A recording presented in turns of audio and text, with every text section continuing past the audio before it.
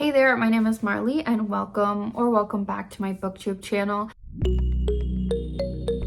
Today we are going to be discussing the 10 worst books that I read this year in 2023. And just a little preamble, I am not a huge hater. I didn't rate that many books low this year, but I did manage to scrounge up a top 10 or worst 10 for the year. And just before we get into it, actually, I want to say there's two types of low rated books for me to have, or two types of like least favorite books. The first category would be that it is a bad book. Like the content is bad, it is offensive to me. And the second is that it's long and boring and hard to get through. Those are kind of the two categories I find that I have. In the first category, maybe the writing's actually good, it's quick to read, but it's just like bad and offensive. The other one is like it's really hard to read. Maybe the content's not even that bad, but it's like the writing, I can't get through it, it's boring. So you'll probably see a mix of both of those things in this list. So yeah, let's get into it. We do have a few 3 stars on this list, which 3 stars is not that bad of a rating, but as I said, I just had to throw some 3 stars in here to make it the top 10. So one of the books I definitely was disappointed with this year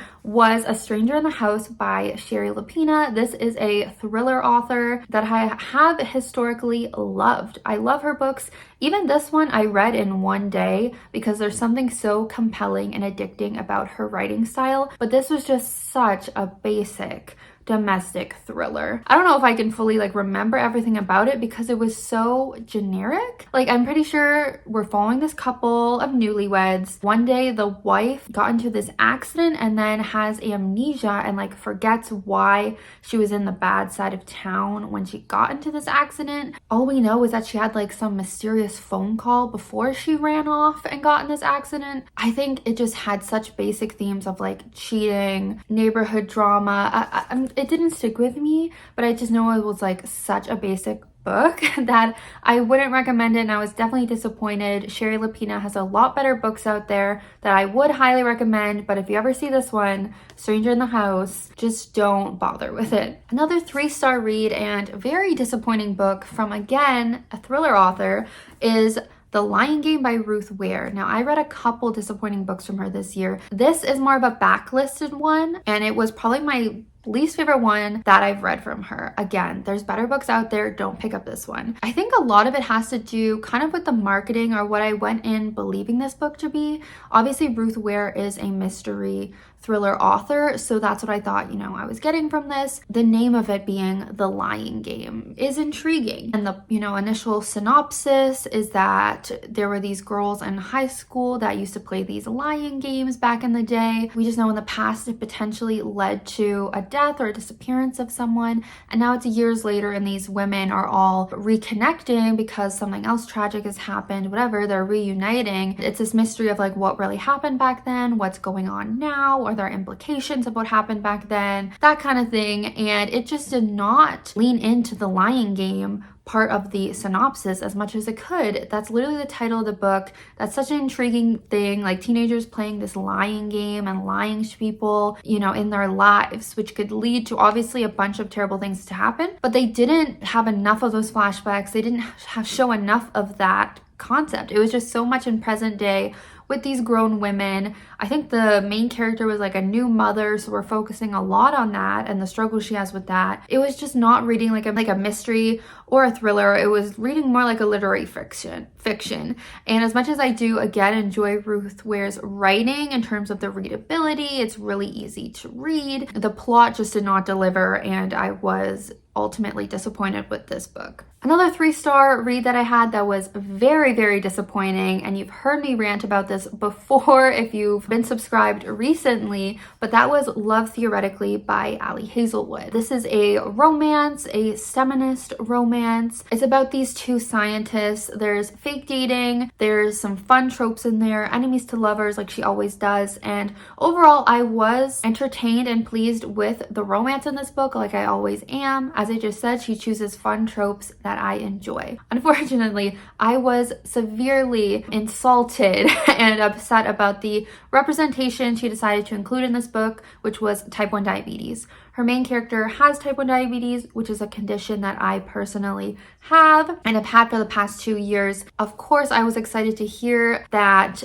my condition was going to be represented, but I feel like she did absolutely zero research. I've said a lot of this before in my previous reviews, but one of the biggest issues that I had is that diabetics have to manage their own blood sugars because their body doesn't do it for them. And so throughout the day, you're having multiple highs and lows, or throughout the week, maybe you have a good day, you don't have any highs and lows that day, but you're probably having like a high blood sugar and a low blood sugar once a day, definitely throughout the week or the month or the year. This character claims to have only had one high blood sugar her whole year and one low blood sugar in the whole year. And first of all, that is impossible unless you are doing such a good job managing your blood sugars, which this girl was not. She was skipping meals. They were not showing her like properly take care of herself if she really was diabetic. So first of all, that was insane to me. Like, that's the biggest thing with having diabetes, is like managing your highs and lows. It's a constant thing that you're running into when you're exercising or something like that. And she literally says in the book that it's only happened to her twice in the whole year. Another thing was the devices that we wear. Typically, type 1s wear 2 different types of devices: a continuous glucose monitor, which monitors the blood sugars, and then an insulin pump, which delivers the insulin.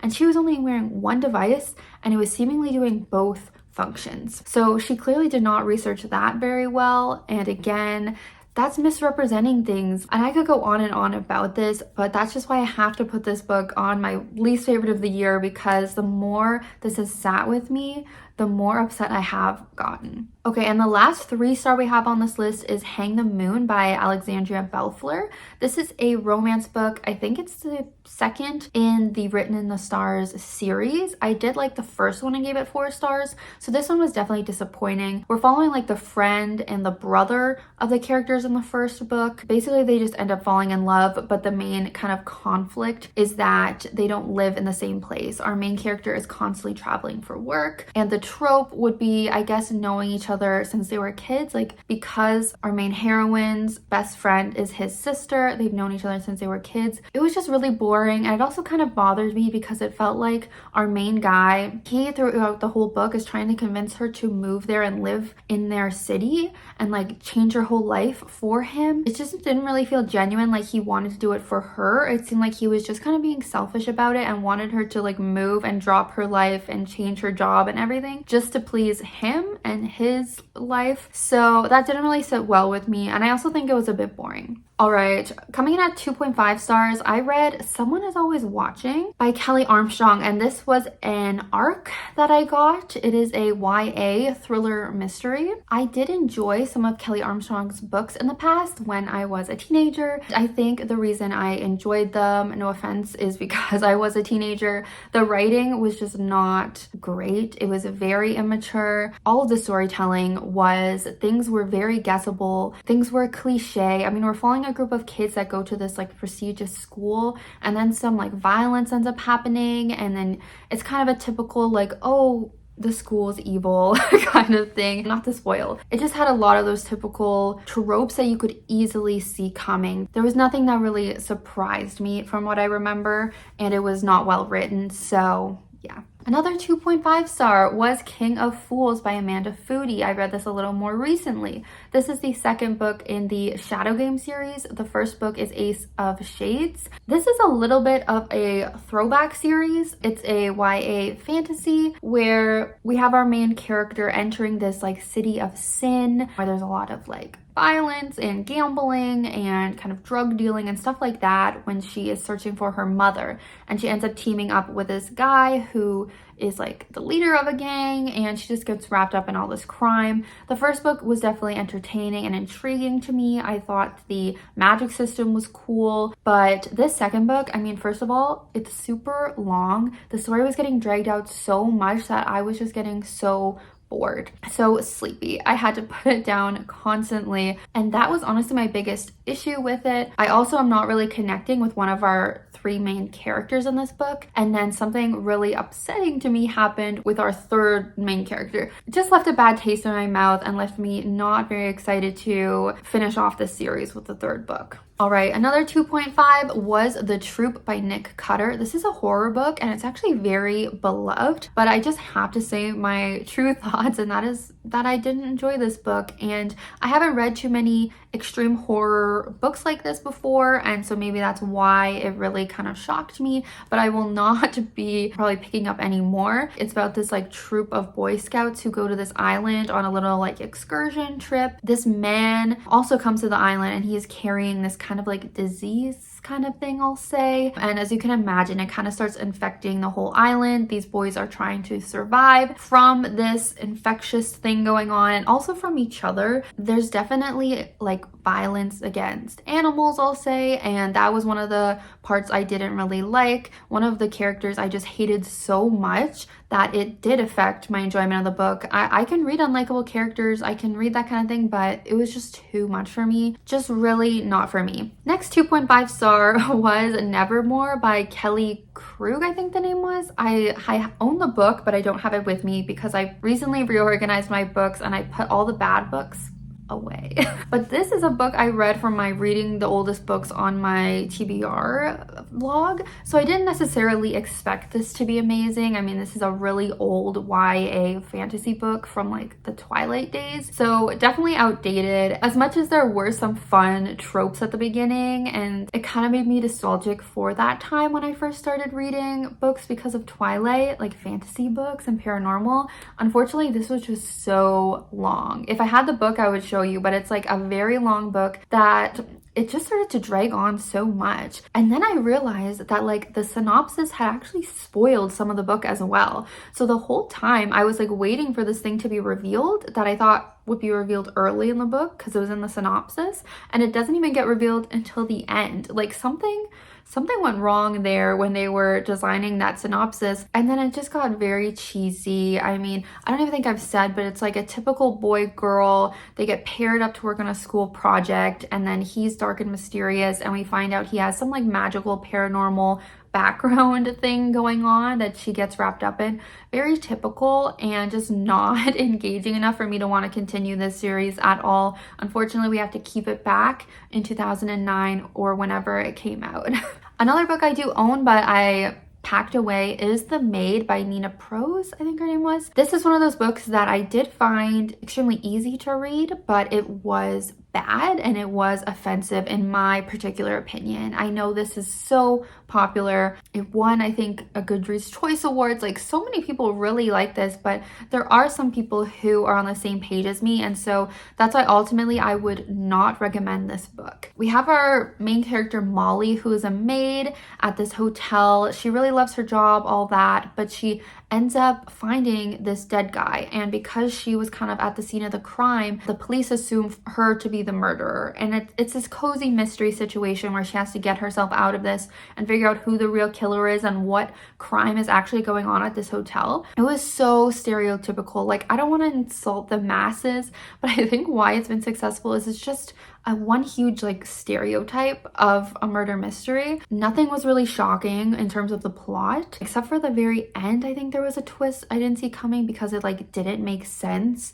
with the characters and everything we had learned up until that point. My biggest gripe though was Molly, our main character. She reads like she would be neurodivergent, potentially on the spectrum, yet it is never confirmed, and it is, in my opinion, treated not very well. I feel like you can tell the author is not an own voices author, wasn't the best at depicting this kind of thing. She made Molly just seem like she was a child and had so many like negative stereotypes, I would say, for people on the spectrum, instead of actually like making a nuanced like good character. She just lent into all of those typical stereotypes that you see, and I just personally feel like it was offensive. I'm not an own voice reviewer, but that's how I felt. I felt really uncomfortable reading this book, and I will not be continuing with this series, and I will not be recommending it. The last book to talk about, this is also 2 stars and probably the least favorite book I read this year, and that is Shipwrecked by Olivia Dade. This is the third book in the spoiler alert romance trilogy. I didn't like the first one. I did like the second one better, but this third one was absolutely terrible. It's about these two actors on this show, and they're playing love interests for like years. But in the very beginning, when they first meet, the main character is like so terrible to the main character, from what I remember. And of course, we love enemies to lovers, right? We love that kind of vibe, the bicker and the bantering, but this was too much. Like, he was actually like really mean to her, that it just put me off of them from the very start. It's also, I think it's like a friends with benefits maybe. See, I don't even remember all of it, but it was pretty smutty and I was not a fan of the smut. I'm not someone who loves a lot of that, and it was too much and it was not my fave. It eventually got like pretty boring as well. I think the couple was like together by the halfway point in the book, and that is way too early for them to be like together, established. Like, give me more of a build-up, because after that it just starts to get boring. I think the writing was also not good. I don't know, looking back at my Goodreads review, all I said was it was boring and I didn't like it. So I don't have a lot of memories of this book, but I think it has to be my least favorite of the year, and I would not recommend this whole series, but especially this third book. If you do read the first two, don't bother with this third one. Very not good. Okay, well, those are my 10 least favorite books of the year. I know I don't rate that many books low because I do really try and read books I actually will like, but let me know what your least favorite book of the year was. I would love to know, and let me know if you've read any of these books too. Stay tuned for my favorite books of the year coming soon. But thank you so much for watching. Hope you have a great rest of the year. There's only a few more days left, and I'll see you next time. Bye.